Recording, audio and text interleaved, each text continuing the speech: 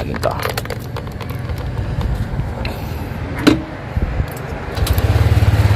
Ito.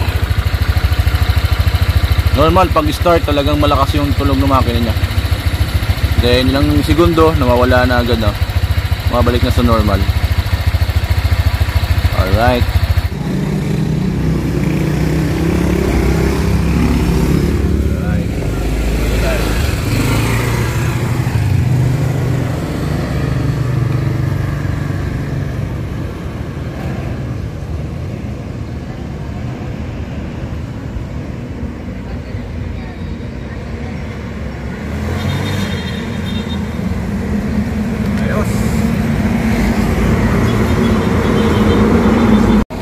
Hello guys, this is Blackman Moto again and welcome back sa another video natin. And this time may kasama po natin ang dalawang Honda Click at parehas po ang kulay nila, no? Yung Pearl Crater White.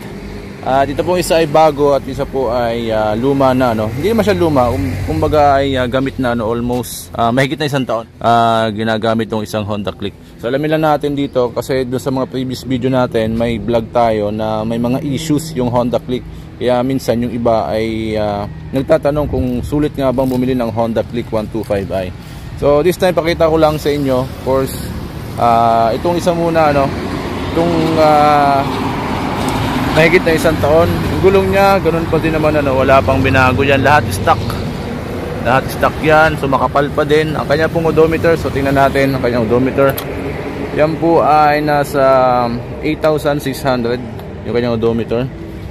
At ang ginawa pa lang dito ay pinalinis yung panggilid upang maging smooth yung takbo, ano, kasi yun talaga yung dapat gawin sa mga scooter, yung proper maintenance sa mga panggilid upang maiwasan natin yung dragging.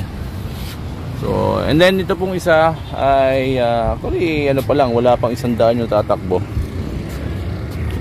Ano pa lang siya, nasa 51 kilometers pala yung natatakbo, ano. So bagong bago.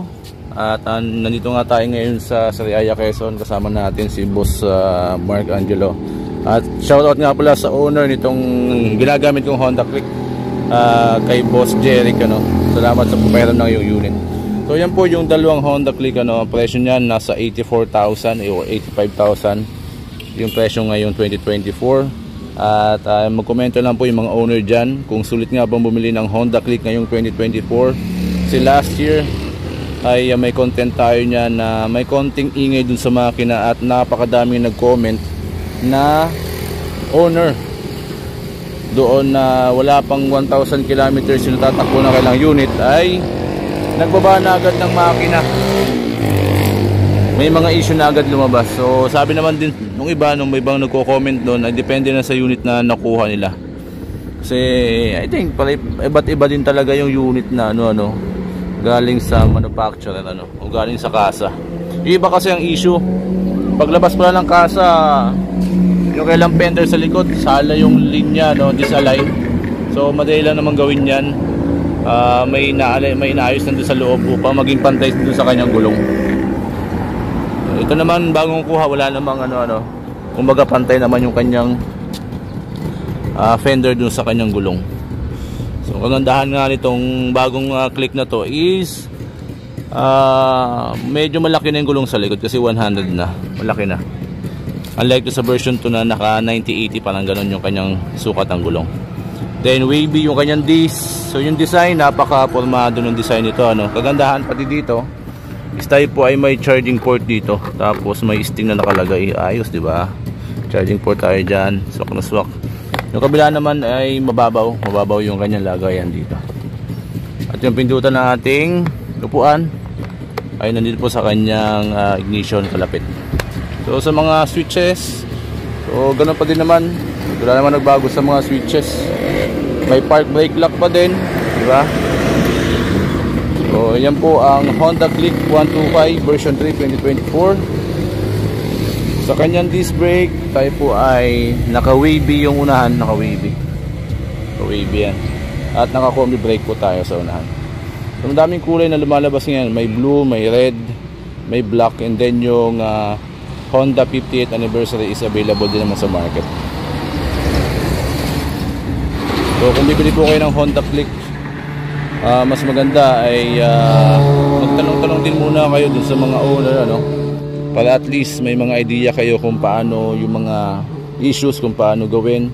And then kasi yung iba, sinasabi po ng iba, mahaga daw sa gasolina, 29 kilometers lang per liter. So base naman sa testing natin, last time is pumalo tayo na sa 47 kilometers per liter.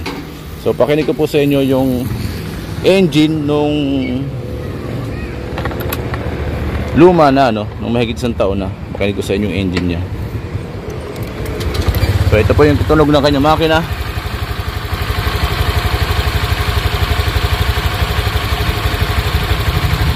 So normal po yung ano, bagong start natin, medyo malakas yung tunog.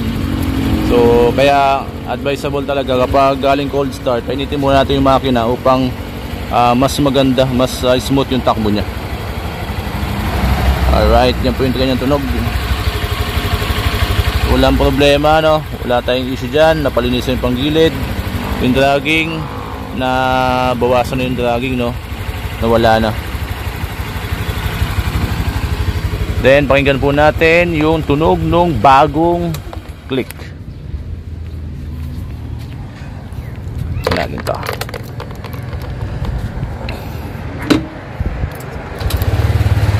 Dala. Normal pag start talagang malakas yung tunog ng makina niya. Then ilang segundo nawawala na agad, no? Mabalik na sa normal. Alright.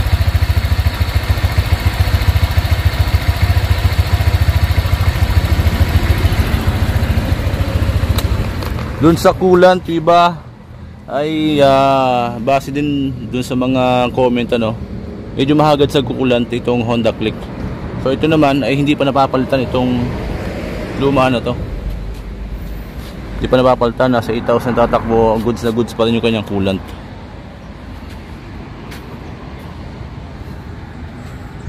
Iba ang forma, no? So ang ganda ng kulay, napaka-elegante ng kulay kapag puti talaga, no?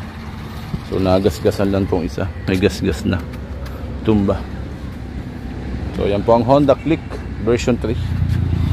So despite to sa mga bad comments, ay syempre namamayagpag pa din sa market, ano, napakadami pa din talaga nag-a-avail ng Honda Click. At depende talaga sa pag-aalaga ng unit kung yung itatagal po ng isang unit, ano, kung kahit branded po yan, kung waswas naman gumamit or walang pakialam doon sa unit, basta gamit na ng gamit, ay madali po talagang masira yan. Pero kung maalaga ka, kung mga minor issue is nagagawa na agad ng paraan, itatagal po yung unit. Alright, so this is Blackman Moto again. At tuloy po kami sa rides namin. Mag-comment na po kayo sa ating comment section. At makita-kita ulit po tayo sa next vlog. Ngayon po tayong lahat, ride safe and peace out.